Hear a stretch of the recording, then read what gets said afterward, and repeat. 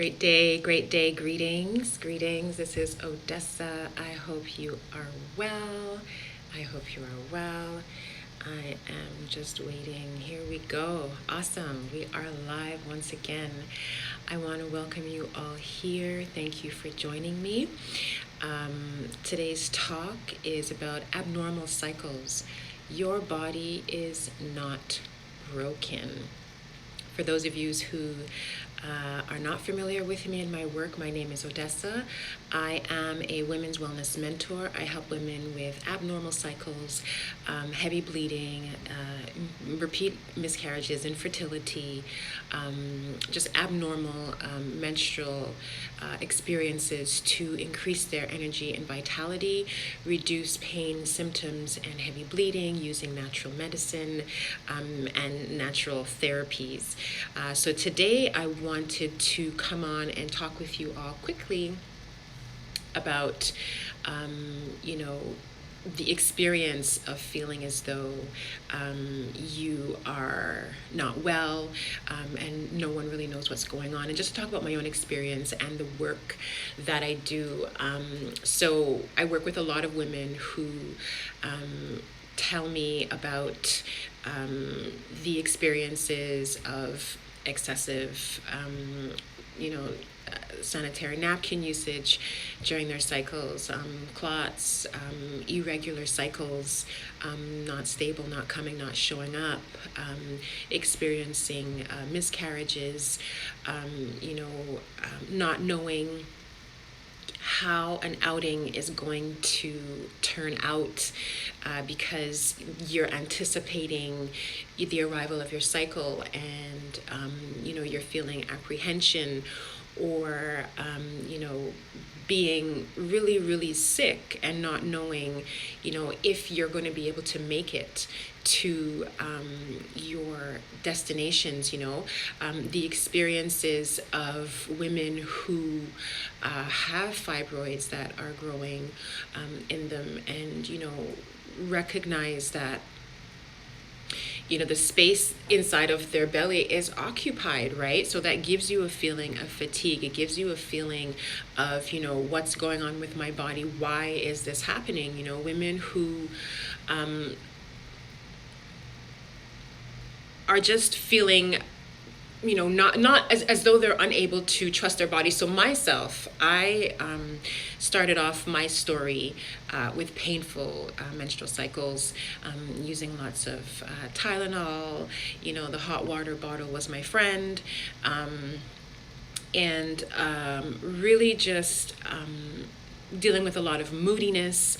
But I also was a tomboy, and not that that's a bad thing, but there was a level of feeling removed from my own feminine, or my own womanhood, and as a girl, I would say my femininity, and really understanding what that was. I grew up with an older brother, and I didn't have any sisters around me, and so the experience of not wanting to get my cycle, not wanting to get my period every month, and kind of fighting this, and the experiences that came with it, it really left me feeling disconnected. And in that process of fighting myself, of arguing with myself, of not liking what's going on with my physical body, there was also a level of high sensitivity that I was experiencing as well, right? Like being able to tap into things, or tap into people, or just feel or empathize with experiences more, and so this is what started my journey. This is how I began, right? And what increased the experience of, like, okay, or I can't say increased, but I would say one of the turning points that came for me was after I had my daughter, and I began to feel a bit more possessive about my body. Just before that, I had gone through this series of questions, like, what is my womanhood? And, what is this question of womanhood? After reading some work by Iyanla Vanzant, and just really, you know, wanting to be more present, and then having a child and wanting to offer her something more, because I didn't have a great relationship with my physical body, or with being a woman, or understanding my own sensitivity. And so, what was that like? Coming into being a mother. Now, I remember going to the doctor because I was experiencing very sharp pelvic pains, and after having my daughter, and the doctor was very standoffish, like he asked me a couple of questions, and he said, well, this is what the situation is, and I was like, well, you didn't check me, you didn't really ask any questions, how can you determine what my issue is? I'm still feeling pain. This was not the first experience of feeling put off by a doctor, but this is my first experience of feeling more secure in my physical body, and having the conversation with the doctor, and not feeling heard. And so if I was to go back a little bit, I also had experiences of inconclusive diagnoses. They thought that maybe it was PCOS, or they thought that maybe it was endometriosis, and having these symptoms, all these symptoms that I was experiencing, a lot of pain, a lot of everything, and just feeling destitution. Now, moving forward after that experience with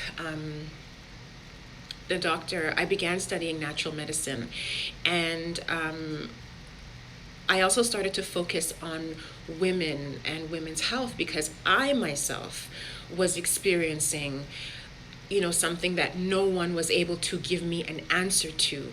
So in that experience of natural medicine, I began to focus more on women's medicine, and I start to realize that there's a whole genre of information out there that we don't have access to. And as a woman, and as a melanated woman, my experience of my physical body in relation to the world, and my physical body in relation to the medical institutions, has traumatic residual cellular memory, right?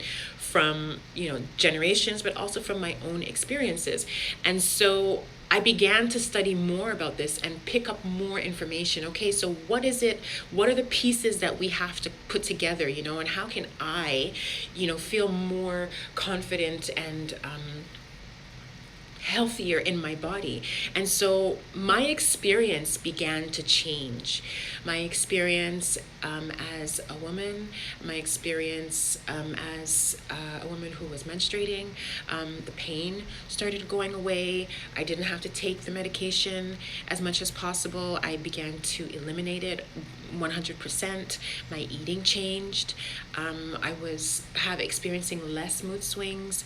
I was, connecting deeper. I was beginning to understand why and the role my intuition was playing in my life, and really starting to connect to other women around me, and hearing their stories, and seeing that this is something that is systemic, that this is something that is it's cultural, it's really embedded in the psyche of women and the experience of women, especially when the medicine was taken away from women, right? And so this is where, my mind started to open up, right? Like, here I am learning all of this new information, and no one else around me knows, what's going on. So it's like, what is she talking about?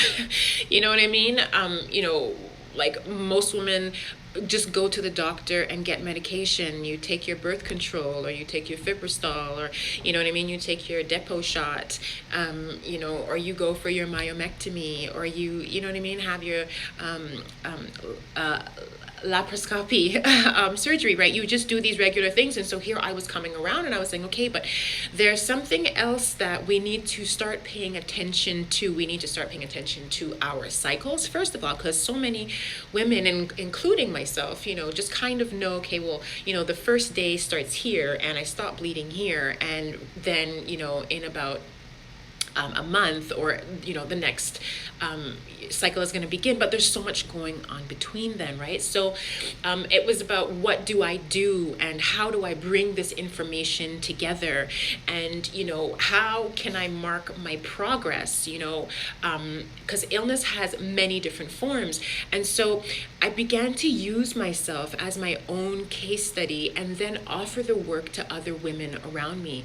And the experience really started to change myself and the people around me.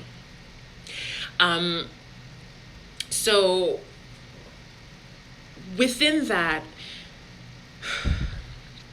so much has opened up, like what is this experience of, suppression that women are experiencing, what I mean, emotionally, mentally, physically, spiritually. It's very, very specific, right? Because we have a skewed experience of what femininity is and what women are supposed to do. And because we are so receptive, and people in general are receptive, and we can imprint easily, we can entrain ourselves to something, raise ourselves to the level, or we can fall off. And so because of how the information has been skewed, how we have been taught to see ourselves, we kind of start turning on ourselves, not realizing it, like, okay, well, my mom was like this, so I'm going to be like this, or I'm prone to be like this. There's so many things that come with that. And through this medicine,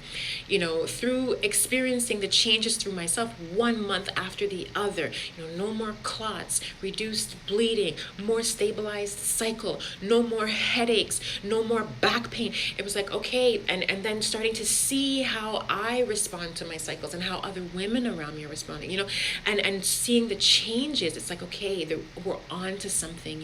Your body is not broken. You are not broken. There is a reason why some of this is happening to us. Now, I want to say that there are people who experience extremely debilitating hormonal imbalances that leave them with a lot of symptoms, a lot of discomfort, a lot of anxiety, a lot of fear, and really, really, really no hope. And I am not claiming to cure. I cannot do that. But I know for a fact that this work works. This work works, and the changes that I have seen to reduce the symptoms and increase the vitality is so amazing. And this is what I want to share, because your body is not broken. There are solutions, there are ways that you can increase your wellness and stabilize your experience. So I began to recognize when my body was off. Right? Like if I wasn't eating something well, I could predict that, okay, well, my cycle's probably gonna, happen like this. I began to notice that there's a rich layer of historical healing and traditions that were starting to tie me back to my body and feel that confidence and raise that confidence, but also start to feel more connected to myself and to the culture of people, of women around me. There was, understanding that plants are medicine, and knowing how to use them and apply them, and have a completely different relationship to how I value my body by what I'm putting in it. Okay, there's a certain level of self-preservation that we come here with, and a natural self-preservation. And it's like, once you get to a level of equilibrium, or you move that needle a little bit, like you begin to crave it. Like the women I've worked with, I remember one of the most memorable clients that I had, she was telling me, like, her eyes were lighting up when she was talking about juicing. She was getting excited because her body was changing, when she was talking about taking the medicine or the tinctures and the teas. And, so this works. Your body is not broken. There are things that we can do to help to stabilize your experience, and not have to take painkillers, as regularly, or not have to walk around with, an extra set of sanitary napkins and clothes, and always have to mark where the bathroom is. So once that began to happen, it was really about recognizing this level of self-care, lifelong self-care for the womb that started to blossom. And this is what we need. This is what women need to know about. This lifelong womb care, which will help you, which has helped me to change my experience as a woman who was feeling disconnected, who was experiencing painful cycles, who has gone to the doctor and left with inconclusive, thanks for the love, inconclusive, diagnoses, who has, finished the pain medication after taking, double, triple the dosage because the pain is so much. Like, we know that this is happening, right? Okay, we know this, right? So learning lifelong self-care, womb care, things that you can do for yourself, things that you can pass on to your daughters, things that you can pass on to your goddaughters, to your nieces and your cousins and your friends and family and other women. It should be common knowledge. Every woman should have a yoni steam chair, should know about vaginal steaming, every perihydral steaming therapy. Every woman should know about how to do an abdominal spiral on her belly and touch her belly lovingly. I've had clients tell me, I have never had anyone touch my belly so lovingly. This is something. It's your body. It's your body, right? And so that level of autonomy, that level of sovereign autonomy is what begins to develop and build up within women. And then we also get the lessons of knowing how to connect to femininity, knowing how that vulnerability and that softness moves us into our actions and helps us to be the yin to the yang, be the left to the right, or great day, good morning, be that support to whomever and whatever, and know how to tap in, right? Because the other piece to that is oftentimes when women are experiencing, painful cycles and clots and abnormal periods, different kinds of conditions, there's a gamut of experiences that are happening. There's the level of stuckness in their body, in their bowels. So knowing how to eat is important. Knowing about the quality of food that you eat is important.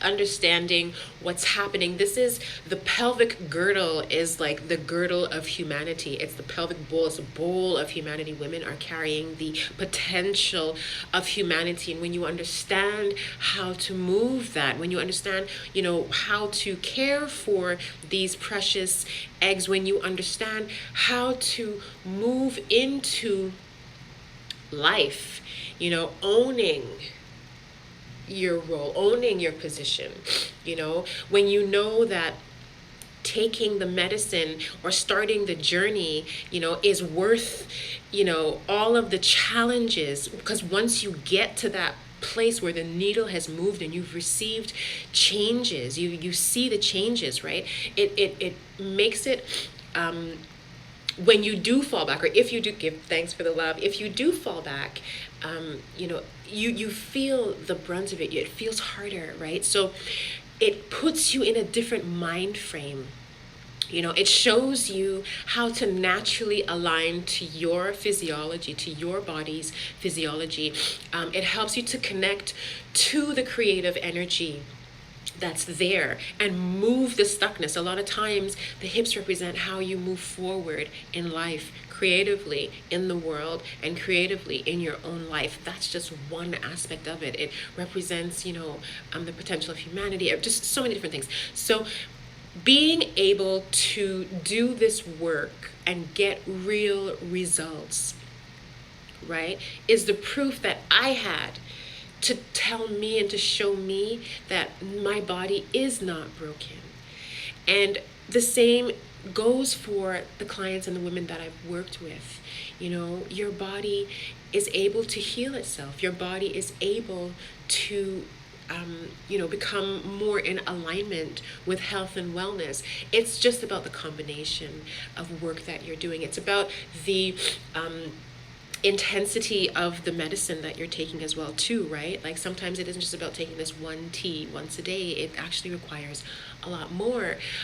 It's about knowing, okay, these are the tools that I have and I can bring them with me anywhere at any time to help myself, right? So I wanted to come on and share this with you all, my community, this work that I do, and also let you know that doors for my program, Womb Wisdom for Hormonal Health, is open. The doors are open. Enrollment is now open. I have a limited amount of space to walk women through a 7-week journey of learning how to cultivate peaceful periods and experience successful pregnancies for those who have experienced miscarriages.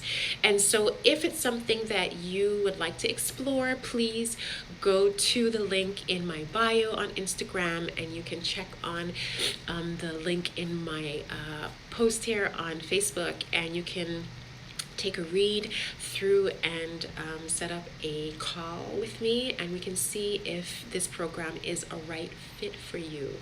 And so go ahead and hashtag replay in the comments below. Let me know that you were here and what was most helpful for you on this call. I will be back to share some more with you.